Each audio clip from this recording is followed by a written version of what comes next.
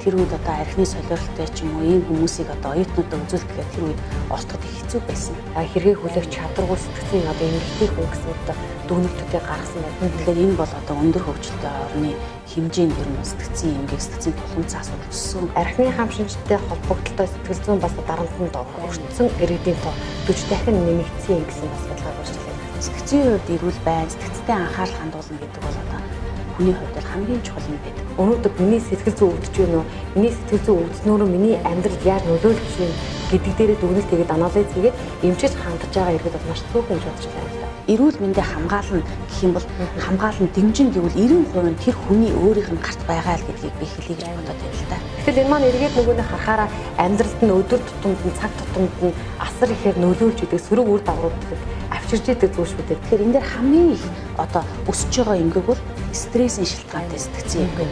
Өнөөдөр нэг таас хэлээд арга шатны нэмжүүдээр энэ чиглэлийн тусламжуулалтыг авах боломжтой гэж хэлээ. Тэгэхээр өргөдөр очиод яг сэтгэл зүйн эмгэгээс өрсөн сэргийлэх зөвлөгөө авъя гэхэд боловсон хүчний бас чадварын асуудал ямар байгаа вэ? Стресс бол байсаар л байна.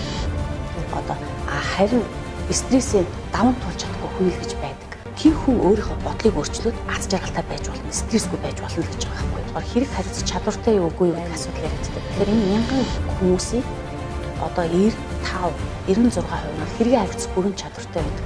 Яг та бүхэн ингээд тулгымсан асуудлыг өнөөдөр яриад байна. Энийг яаж эерэг болгох юм? Энийг яаж тэгээд цагаан болгох юм? Энэ тал дээр санаа байгуулах бас ямар ажил хийж байна? Сэтгцийн эмгэг гэдгээр нөгөө арт түмэн хамгийн хүнд эмгэгийг л хараад байгаа болохоос биш. Өнөөдөр нойргүй талтай байх юм бол сэтгцийн эмгэгтэй гэсэн үг. Сэтгэлээр нутардаг, дүгшдэг байв сэтгцийн эмгэгтэй л гэсэн үг шүү дээ цаагаар.